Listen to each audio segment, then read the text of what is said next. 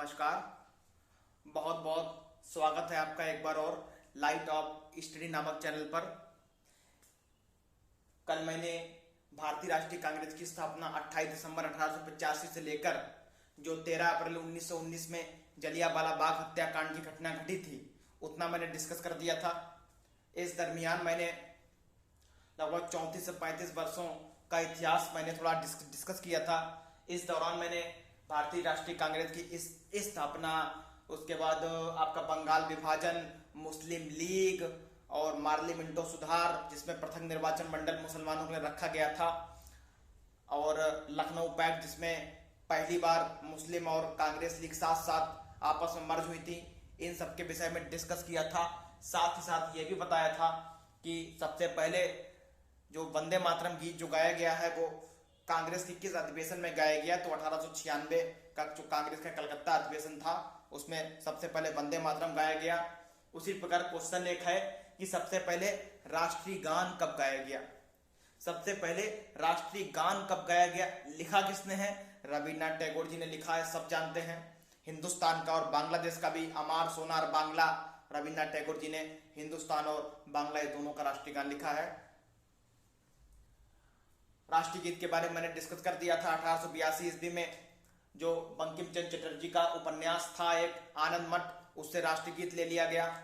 उसमें सबसे पहले सन्यासी विद्रोह का यह वर्णन किया गया जो 1763 ईस्वी में जो अंग्रेजों ने भारतीयों पर तीर्थ यात्रा कर लगाया था उसके विरोध में हुआ था।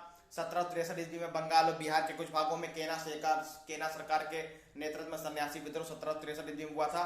भारत का सबसे पहला विद्रोह है, भारत का सबसे पहला विद्रोह सन्यासी विद्रोह 1763, याद रखिए ये भी। फिलहाल आज डिस्कस करते हैं 13 अप्रैल 1919 के बाद, और उससे पूर्व बता देते हैं कि कांग्रेस के किस अधिवेशन में सबसे पहले राष्ट्रीय गान गाया गया। तो याद रखिए, क्वेश्चन नोट कर लीजिए ये बार ध्यान से। कांग्रेस के किस अधिवेशन में सबसे पहले राष्ट्रीय गान गाया गया? 1911 ईस्वी का कलकत्ता अधिवेशन में। 1911 ईस्वी के कलकत्ता अधिवेशन में कांग्रेस का 1911 ईस्वी में कलकत्ता में जो अधिवेशन हुआ था उसमें सबसे पहले राष्ट्रीय गान गाया गया, और राष्ट्रीय गीत भी कलकत्ता में गाया गया, लेकिन वो 1896 ईस्वी में गाया गया। फर्क सिर्फ इतना है, याद रखिए। राष्ट्रीय गीत कांग्रेस के अधिवेशन में गाया गया 1896 ईस्वी में। 1896 ईस्वी में कहां अधिवेशन हुआ था? कलकत्ता में। राष्ट्रीय गान कब गाया गया? कांग्रेस के 1911 अधिवेशन में। कहां हुआ था ये? कलकत्ता में। उससे थोड़ा आगे डिस्कस कर लेते हैं। 1919 ईस्वी से पहले एक क्वेश्चन और लिख लीजिए। ये भी क्वेश्चन आता है कि भारतीय राष्ट्रीय कांग्रेस की पहली महिला अध्यक्ष। ये मोस्ट इंपॉर्टेंट क्वेश्चन है, मोस्ट इंपॉर्टेंट क्वेश्चन है, खास तौर पे पेट के लिए जो होने वाला एग्जाम है। भारतीय राष्ट्रीय कांग्रेस की पहली महिला अध्यक्ष, याद रखिए, एनी बेसेंट। भारतीय राष्ट्रीय कांग्रेस की पहली महिला अध्यक्ष एनी बेसेंट कब बनी थी? 1917 में। लिखने की कोई जरूरत नहीं है, मैं 2 से 3 बार रिपीट कर देता हूं कि भारतीय राष्ट्रीय कांग्रेस की पहली महिला अध्यक्ष 1917 ईस्वी में। भारतीय राष्ट्रीय कांग्रेस की पहली महिला अध्यक्ष 1917 ईस्वी में बनी थी। अधिवेशन कहां हुआ था? कलकत्ता में। वो भी अधिवेशन हुआ था कलकत्ता में, नाम एनी बेसेंट। एनी बेसेंट काफी चर्चा में रही है, भारतीय राष्ट्रीय कांग्रेस में भी इनका बहुत अग्रणी योगदान रहा है। थियोसॉफिकल सोसाइटी भी इन्होंने मद्रास में लाने का प्रयास किया था। फिलहाल वो डिस्कस बाद में करते हैं। याद रखिए, भारतीय राष्ट्रीय कांग्रेस की पहली महिला अध्यक्ष कब बनी? 1917 ईस्वी में। अधिवेशन कहां हुआ था? कलकत्ता में। और डायरेक्ट नाम पूछा जाता है तो एनी बेसेंट लगाना है, हम लोग को टिक करना है। एनी बेसेंट भारतीय राष्ट्रीय कांग्रेस की पहली महिला अध्यक्ष बनी। एक क्वेश्चन और आता है, ये तो पहली महिला अध्यक्ष है क्योंकि एनी बेसेंट का जन्म भारत में तो हुआ नहीं था। लेकिन अगर क्वेश्चन आता है कि भारतीय राष्ट्रीय कांग्रेस की पहली भारतीय महिला अध्यक्ष, क्योंकि एनी बेसेंट का जन्म भारत में नहीं हुआ था, जानते हैं, बता देते हैं। अगर क्वेश्चन ये आता है भारतीय राष्ट्रीय कांग्रेस की पहली भारतीय महिला अध्यक्ष, मैं भारतीय का नाम ले रहा हूं, उसमें क्वेश्चन में था कि भारतीय राष्ट्रीय कांग्रेस की पहली महिला अध्यक्ष एनी बेसेंट, और भारतीय राष्ट्रीय कांग्रेस की पहली भारतीय महिला अध्यक्ष अगर आ जाता है तो सरोजनी नायडू याद रखिए। भारतीय राष्ट्रीय कांग्रेस की फिर मैं रिपीट कर देता हूं, भारतीय राष्ट्रीय कांग्रेस की पहली महिला अध्यक्ष, पहली भारतीय महिला अध्यक्ष, भारतीय राष्ट्रीय कांग्रेस की पहली भारतीय महिला अध्यक्ष कौन थी? सरोजनी नायडू। ये कब बनी थी? 1925 ईस्वी में बनी थी। तब अधिवेशन कहां हुआ था इसका? कानपुर में। भारतीय राष्ट्रीय कांग्रेस की पहली भारतीय महिला अध्यक्ष अगर आ जाता है तो टिक करना है 1925 ईस्वी को जो कानपुर में अधिवेशन हुआ था। हालांकि पेट के एग्जाम में डायरेक्ट नाम ही पूछा जाएगा, उसमें ऑप्शन एनी बेसिस और सरोजनी नायडू दोनों अगर दे दे तो कंफ्यूज होने की कोई बात नहीं है। भारतीय राष्ट्रीय कांग्रेस की पहली भारतीय महिला अध्यक्ष अगर आ जाए तो सरोजनी नायडू याद रखना, सरोजनी नायडू। और अगर पहली महिला आ जाए तो हम लोग को याद रखना है एनी बेसेंट। इसके साथ एक क्वेश्चन और डिस्कस कर लेते हैं जो कि कल बाद में कंटेस्ट हुआ। होम रूल लीग याद रखिए, होम रूल लीग नाम ही है। होम मतलब घर, रूल माने शासन, मतलब अपने घर में अपना शासन, होम रूल लीग की स्थापना कब हुई थी? ये आईएएस 2018 में भी क्वेश्चन पूछा गया था, जो 3 जून 2018 का एग्जाम आईएएस का हुआ था, उसमें भी ये क्वेश्चन पूछा गया था। थोड़ा घुमा के पूछा गया था लेकिन इसी से रिलेटेड क्वेश्चन था। याद रखिए, होम रूल लीग की स्थापना 1916 ईस्वी में तो हुई थी, लेकिन किसने की तो आपको बता देते, बाल गंगाधर तिलक और सरोजनी नायडू। फर्क सिर्फ इतना है, इसकी सबसे पहले स्थापना बाल गंगाधर तिलक जी ने की थी। आपको बता दें अप्रैल 1916 में सबसे पहले इसकी स्थापना बाल गंगाधर तिलक जी ने पूना में की थी, क्योंकि तिलक जी महाराष्ट्र में जन्म हुआ था उनका, बताने की कोई जरूरत नहीं है, अधिकतर लोग जानते भी होंगे कि होम रूल लीग की स्थापना सर्वप्रथम बाल गंगाधर तिलक जी ने कहां पे की थी? याद रखिए, पूना में या मुंबई में, कुछ भी आप टिक कर सकते हैं। मुंबई में, पूना में की थी। कब? सबसे पहले अप्रैल 1916 में। एनी बेसेंट जी ने भी इसकी स्थापना की, लेकिन दक्षिण में ले जाने का जो महत्व था वो एनी बेसेंट जी का था। एनी बेसेंट जी ने इसकी स्थापना कब की? सितंबर 1916 में। कहां पे? मद्रास में। एनी बेसेंट जी ने होम रूल लीग की स्थापना कहां की थी? तिलक जी ने की थी अप्रैल 1916 में पूना में। एनी बेसेंट जी ने की थी सितंबर 1916 में। कहां पे? मद्रास, जो कि वर्तमान नाम चेन्नई आप जानते हैं। तो ये होम रूल लीग के बारे में आ गया। याद रखिए, हालांकि इसका इतिहास आयरलैंड के रेडमान नाम में व्यक्ति ने दिया था, लेकिन वो वर्ल्ड हिस्ट्री है, उस विषय में चर्चा नहीं करते हैं। इसकी शुरुआत हालांकि पहले आयरलैंड में हुई थी, और लेकिन भारत में अगर करते हैं 1916 ईस्वी में। होम रूल आंदोलन से संबंधित 2 व्यक्ति का नाम ज्यादा इंपॉर्टेंट है, तिलक और एनी बेसेंट। हालांकि तिलक ने इसका प्रचार बड़े विस्तृत स्तर पे किया, तिलक का नाम ज्यादा आता है इसमें, तिलक जी का, बाल गंगाधर तिलक जी का, लेकिन हमें दोनों स्रोत याद रखने हैं, एनी बेसेंट और होम रूल लीग। जैसे मैंने आपको स्वराज वर्ड का बताया था, स्वराज शब्द सबसे पहले तो दिया था दयानंद सरस्वती जी ने, लेकिन इसे विस्तृत स्तर पर कौन ले गया? विस्तृत स्तर पर इस वर्ड को ले गया था, कौन ले गया था? वो थे तिलक जी। ऑप्शन कभी दोनों एक साथ नहीं होंगे, या तो अगर आ जाए स्वराज शब्द का प्रयोग सबसे पहले किसने किया? तो वैसे तो सबसे पहले किया था दयानंद सरस्वती जी ने, लेकिन ऑप्शन में कभी दोनों ऑप्शन एक साथ नहीं आएंगे, अधिकतर ऑप्शन तिलक जी ही होता है, क्योंकि इन्होंने इसका प्रचार प्रसार और काफी लोगों के मन में ये लाया कि हमें स्वराज की जरूरत है, स्वराज मेरा जन्मसिद्ध अधिकार है और मैं इसे लेकर रहूंगा, Swaraj is my birth right and I will have it at any cost. अब बात करते हैं, मैंने महात्मा गांधी जी के आंदोलन के बारे में बताया था। सबसे पहले चंपारण 1917 में, खेड़ा 1918 में, और आपका अहमदाबाद मिल हड़ताल वो भी 1918 में, लेकिन खेड़ा और अहमदाबाद मिल दोनों 1918 में हुए थे, लेकिन खेड़ा सबसे पहले हुआ था, अहमदाबाद बाद में हुआ। ये भी याद रखिए, क्योंकि सीक्वेंस में लगाने में अगर आ गए तो सबसे पहले चंपारण, फिर खेड़ा, फिर बाद में अहमदाबाद मिल, फिर असहयोग आंदोलन और तमाम खिलाफत वगैरह चलता रहा। खिलाफत आंदोलन के बारे में मैंने आपको बताया था, मोहम्मद अली और शौकत अली 1919 ईस्वी में हुआ था, जिसका जिन्ना ने विरोध भी किया था कि गांधी जी पहले भारत में ध्यान दें, तुर्की में क्या हो रहा है उस विषय में अभी ध्यान देने की आवश्यकता नहीं है कि सबसे पहले हमें भारत देखना है, उसके बाद तुर्की या अन्य देश। तो जलियांवाला बाग 13 अप्रैल 1919 ईस्वी को हो गया था, जिसमें जनरल डायर ने गोली चलवा दी थी। 3000 से अधिक निर्दोष व्यक्ति उसमें शहीद हो गए थे।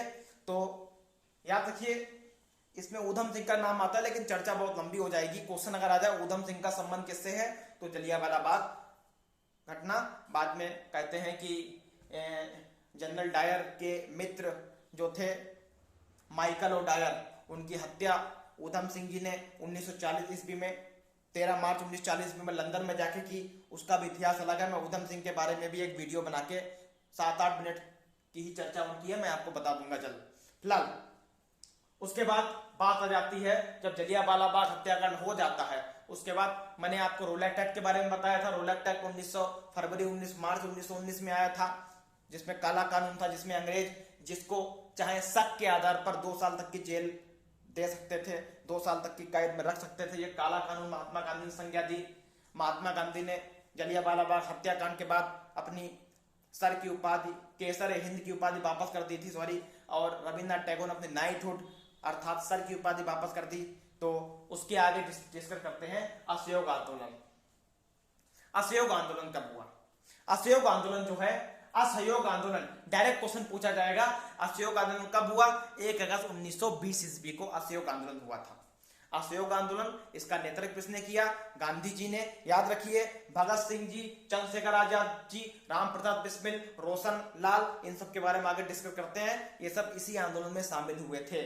ये सब गांधी जी के ही एक प्रकार से उस समय तक शिष्य थे। तो असहयोग आंदोलन कब आरंभ हुआ? 1 अगस्त 1920 में असहयोग आंदोलन आरंभ हुआ। बहुत बड़े स्तर पे हुआ था। इसका सबसे पहले विचार किसके मन में आया? तिलक जी के मन में। तिलक जी के मन में सबसे पहले असहयोग आंदोलन का विचार आया। लेकिन मैंने आपको बताया था 2 से 3 दिन पहले, जिस दिन असहयोग आंदोलन शुरू हुआ था 1 अगस्त 1920 को, 1 अगस्त 1920 को असहयोग आंदोलन जब शुरू हुआ था, उसी दिन तिलक जी की मृत्यु हो जाती है। तिलक जी शहीद हो जाते हैं, तिलक जी उसी दिन शहीद हो जाते हैं 1 अगस्त 1920 को। क्वेश्चन ये भी आता है, महात्मा गांधी के साथ किस मुस्लिम ने तिलक जी की अर्थी उठवाई थी? शौकत अली। पीसीएस 2014 में क्वेश्चन पूछा भी गया था कि महात्मा गांधी के साथ किसने तिलक जी की अर्थी उठाई थी? शौकत अली। शौकत अली, और शौकत अली मोहम्मद अली है कौन? ये खिलाफत आंदोलन से संबंधित है। महात्मा गांधी से गुहार लगाई थी कि तुर्की में जो अंग्रेज अत्याचार कर रहे हैं, उसके लिए आप आगे बढ़कर मुसलमानों का साथ दीजिए। खिलाफत आंदोलन अप्रैल 1919 में शुरू हुआ था, याद रखिए। 1 अगस्त 1920 ईस्वी को असहयोग आंदोलन आरंभ हुआ। काफी बड़े स्तर पे हुआ था। आपको बता दें, लगभग 70 से 80 लाख इसमें जुड़े थे पूरे देश में। महात्मा गांधी ने असहयोग नाम इसलिए दिया है क्योंकि किसी भी जॉब में या किसी भी कार्य में अंग्रेजों का सहयोग नहीं करना इसका उद्देश्य था। तमाम गवर्नमेंट जॉब्स जो उस समय तैनात थे, उन्हें अपने पद से इस्तीफा दे दिया। काफी हद तक थोड़े बहुत जमींदार भी इसमें आए थे, ज्यादा स्तर पर तो नहीं, लेकिन सूक्ष्म स्तर पर जमींदारों ने भी इसका साथ दिया था। तो 1 अगस्त 1920 को शुरू हुआ, लेकिन कहते हैं कि अगर इस आंदोलन को ना रोका गया होता तो 1925 तक ही भारत को आजादी मिल सकती थी। लेकिन एक घटना उस समय घट गई, वो थी चौरी चौरा घटना, चौरी चौरा कांड। अभी काफी इसके 100 साल पूरे भी हुए थे। आपको बता दें 4 फरवरी से 5 फरवरी, कहीं 4 कहीं 5, लेकिन आपको डेट याद रखनी है 4 फरवरी। मैं अगर ना समझ में आ रहा हो तो मैं बोल भी देता हूं, चौरी चौरा घटना 4 फरवरी 1922 ईस्वी में घटी थी। इसी दल के जो कुछ व्यक्ति थे, इसी दल के जो क्रांतिकारी थे, इन्होंने गोरखपुर, चौरी चौरा घटना घटी कहां थी? गोरखपुर में। कहां घटी थी? गोरखपुर में। क्या हुआ? इन्होंने एक पुलिस थाने में आग लगा दी। उसमें कहते हैं 22 पुलिस वाले जो होते हैं उनकी मृत्यु हो जाती है। चौरी चौरा घटना कब घटती है? 4 फरवरी 1922 में। 4 फरवरी 1922 में। और ये घटना, इसका भी इतिहास अलग है, बहुत लंबी कहानी हो जाती है। हालांकि ये जानबूझ के अंग्रेजों द्वारा एक प्लान किया गया था। गोरखपुर में एक पर्टिकुलर जगह पे, चौरी चौरा नामक स्थान पे, ये एक जो भीड़ थी वो शांतिपूर्ण ढंग से धरना दे रही थी। उसी समय पुलिस की गोलीबारी में 3 से 4 किसान शहीद हो जाते हैं। फिर गुस्साई भीड़ उदंडता पे जब तैयार हो गए तो उसने पुलिस थाने में आग लगा दी, उसमें 22 से 23 पुलिस वाले एक्सपायर हो जाते हैं, मृत्यु हो जाती है। तब गांधी जी ने बेबस होकर 12 फरवरी 1922 ईस्वी को असहयोग आंदोलन वापस ले लिया। ये बड़ा ही निगेटिव पॉइंट एक भारतीय राष्ट्रीय इतिहास में, भारत के इतिहास में रहा कि असहयोग आंदोलन को वापस लेना। क्यों वापस लिया? क्योंकि गांधी जी का उद्देश्य था कि धरना शांतिपूर्ण ढंग से देना, उदंडता और हिंसा और अन्याय से दूर रहना। लेकिन जब इसी दल के कुछ लोगों ने पुलिस थाने में आग लगा दी, उसमें 22 पुलिस वाले एक्सपायर होते हैं, तो गांधी जी बहुत आहत होते हैं, बहुत निराश होते हैं और 12 फरवरी 1922 ईस्वी को ये आंदोलन वापस ले लेते हैं। उससे आपको बता दें, अब बात आती है क्रांतिकारी दल की। इससे काफी व्यक्ति निराश हुए। भगत सिंह जी, आपको बताता हूं, भगत सिंह जी, चंद्रशेखर आजाद जी, राम प्रताप बिस्मिल जी इसी आंदोलन के बाद चर्चा में आए। उन्होंने गांधी जी से गुहार लगाई कि इस आंदोलन को वापस मत लीजिए, क्योंकि आंदोलन बहुत तेजी से फैल रहा है और 2 से 3 साल में ही हो सकता है इस आंदोलन के बूते हम अंग्रेजों को भारत से बेनाइस कर दें, भारत से निकाल दें। लेकिन चौरी चौरा के बाद गांधी जी अत्यंत आहत हुए थे, उन्होंने बात नहीं मानी, अंततः ये आंदोलन वापस ले लिया। उसके बाद आपको बता दें, भगत सिंह जी, राम प्रताप बिस्मिल जी, सचिन नाथ सान्याल जी, इन सब ने हिंदुस्तान सोशलिस्ट रिपब्लिकन पार्टी की स्थापना की। याद रखिए, हिंदुस्तान सोशलिस्ट रिपब्लिकन पार्टी की स्थापना कब हुई थी? 1924 ईस्वी में। 1924 ईस्वी में हिंदुस्तान सोशलिस्ट रिपब्लिकन पार्टी की स्थापना कब हुई? हिंदुस्तान सोशलिस्ट रिपब्लिकन पार्टी की स्थापना कब हुई थी? 1924 ईस्वी में। ये तिथि हमें याद रखनी है। हिंदुस्तान सोशलिस्ट रिपब्लिकन पार्टी की स्थापना कब हुई थी? 1924 ईस्वी में। याद रखिए, 1924 ईस्वी में इसकी स्थापना कहां हुई थी? इसकी स्थापना हुई थी कानपुर में। इसकी स्थापना कहां हुई थी? कानपुर में। किसने किसने की थी? सचिन नाथ सान्याल, भगत सिंह, राम प्रसाद बिस्मिल, ये 3 से 4 क्रांतिकारी थे। इन्होंने इसकी स्थापना की थी 1924 ईस्वी में। इसकी स्थापना हुई थी कानपुर में। हिंदुस्तान एसोसिएशन रिपब्लिकन, हिंदुस्तान में सोशलिस्ट गलत बोल गया, हिंदुस्तान रिपब्लिकन एसोसिएशन 1924 ईस्वी में। याद रखिए, उससे पहले एक घटना है 1923 ईस्वी में। उससे पहले एक घटना और घटी है 1923 ईस्वी में, स्वराज पार्टी की स्थापना। ये पीसीएस 2016 में क्वेश्चन पूछा भी गया था। स्वराज पार्टी से संबंधित कौन कौन थे? स्वराज पार्टी कब बनी? स्वराज पार्टी कब बनी? स्वराज में सपा की बात नहीं कर रहा, समाजवादी पार्टी, स्वराज पार्टी की बात हो रही है यहाँ पे। एसपी, हालांकि सोच में इसे एसपी बोलेंगे। तो स्वराज पार्टी की स्थापना कब हुई? जनवरी 1923 में। कहां पे हुई? यही क्वेश्चन पूछा गया था पीसीएस में, इलाहाबाद में। इलाहाबाद में स्वराज पार्टी की स्थापना कहां हुई? इलाहाबाद में। किसने की थी? मोतीलाल नेहरू और चित्तरंजन दास। मोतीलाल नेहरू कौन थे? जवाहरलाल नेहरू जी के पिता। स्वराज पार्टी की स्थापना कब हुई? याद रखिए, क्वेश्चन डायरेक्ट पूछा जा सकता है पेट में। जनवरी 1923 ईस्वी में। कहां हुई? इलाहाबाद में। और किन 2 व्यक्तियों ने की थी? मोतीलाल नेहरू और चित्तरंजन दास जी ने इसकी स्थापना की थी। और याद रखिए, क्वेश्चन ये भी आता है, सबसे पहले संविधान की विस्तृत स्तर पर मांग किसने की थी? उसमें ना गांधी जी का नाम आएगा, ना तिलक जी का नाम आएगा। सूक्ष्म स्तर पे तो काफी लोग इसकी मांग कर सके थे, लेकिन विस्तृत स्तर पर नाम आता है स्वराज पार्टी का। सबसे पहले संविधान की मांग भारत में किसने की थी कि संविधान बने, और इसे एक विस्तृत रूप दिया था स्वराज पार्टी के सदस्यों ने। क्वेश्चन डायरेक्ट आएगा तो हम लोग को स्वराज पार्टी में टिक कर देना है। सबसे पहले संविधान की मांग किसने की थी? स्वराज पार्टी। याद रखिए, स्वराज पार्टी 1923 में इलाहाबाद में बनी। मोतीलाल नेहरू, चित्तरंजन दास संबंधी एक क्वेश्चन और है कि किसको देश बंधु की संज्ञा दी जाती है? देश बंधु चित्तरंजन दास। निम्नलिखित में से किसको देश बंधु की संज्ञा दी जाती है? देश बंधु बोला जाता था चित्तरंजन दास, जिसको देश बंधु भी बोला जाता था। चित्तरंजन दास जिसको देश बंधु भी बोला जाता था। आगे क्या होता है? 1925 ईस्वी में जब चित्तरंजन दास की मृत्यु हो जाती है, जब वो शहीद होते हैं, तब ये पार्टी बहुत तेजी से विस्तृत स्तर पर बढ़ रही पार्टी शिथिल हो जाती है। 1925 ईस्वी में चित्तरंजन दास की मृत्यु होने के बाद, एक्सपायर होने के बाद, उनके शहीद होने के बाद ये पार्टी बड़ी तेजी से गिर जाती है। काफी विस्तृत स्तर पर ये पार्टी बढ़ रही थी। इसका उद्देश्य था संविधान सभा में कुछ सीटें लेकर अंग्रेजों से अपनी मांगों को पूरा करवाना इसका उद्देश्य रहा है। किसने स्थापना की स्वराज पार्टी की? चित्तरंजन दास मोतीलाल नेहरू ने इलाहाबाद में 1923 में इसकी स्थापना हुई थी। और 1924 ईस्वी में कौन कौन? हिंदुस्तान एसोसिएशन रिपब्लिकन की स्थापना 1924 ईस्वी में, याद रखिए ये भी क्वेश्चन बहुत इंपॉर्टेंट क्वेश्चन है, मैं बता रहा हूं। कानपुर में इसकी स्थापना हुई थी। सचिन नाथ सान्याल, राम प्रसाद बिस्मिल, भगत सिंह, चंद्रशेखर आजाद, ये सब इसमें शामिल थे। उसके बाद घटना आ जाती है साइमन कमीशन की। साइमन कमीशन डायरेक्ट क्वेश्चन पिछली बार पूछा गया था पैट के पेपर में, सेकंड से में पूछ सकते हैं, देख सकते हैं पेपर। साइमन कमीशन भारत में कब आया? भारत में कब आया? 3 फरवरी 1928 को। हालांकि उसमें ऑप्शन था 1928, 1930, तो आपको टिक करना था 1928। साइमन कमीशन भारत कब आया? 1928 ईस्वी में साइमन कमीशन भारत आया।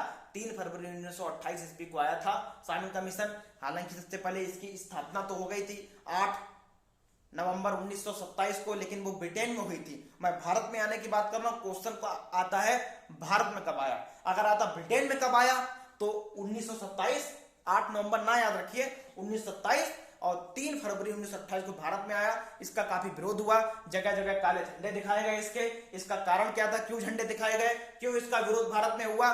क्योंकि इसमें 7 सदस्य थे, वो 7 सदस्य अंग्रेज थे।